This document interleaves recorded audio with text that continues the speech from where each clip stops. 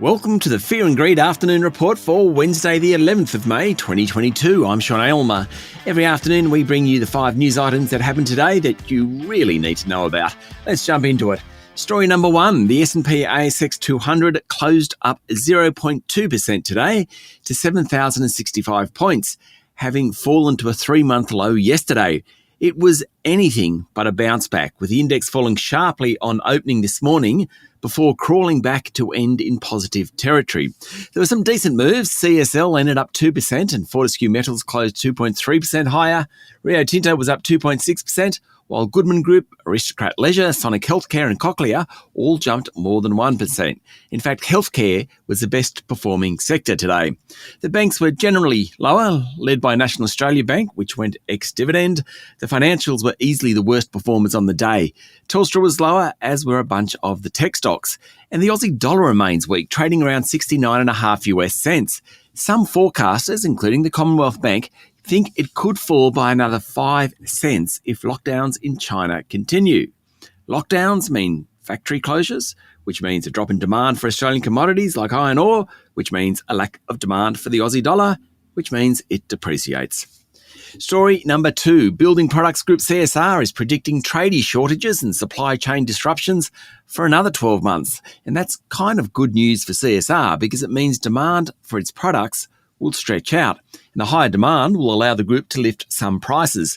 Chief Executive Julie Coates said demand in the apartment building market was also starting to gain momentum after an extended slowdown. But labour shortages and supply chain problems meant house building and renovations projects are taking up to 50% longer than usual. She was talking after CSR announced a 24% jump in core profit. Story number 3, Link Group's share price tumbled 15% today, and the ASX asked why. The answer from Link was that it didn't really know. The company was forced to pause trading. Link's directors have recommended a $5.50 a share bid by Canadian group Dye & Durham, but after today's fall, its shares are trading closer to $4.23. Now, the deal is almost done. The only thing happening over the past 24 hours was an 8% drop in Dye & Durham's share price in Canada and speculation that it was having trouble raising the money. Certainly something is going on because investors don't sell at a 20% plus discount if they think the deal is going to happen. Story number 4, cryptocurrency companies have lost value in recent months and are among some of the hardest hit by the current share market rout.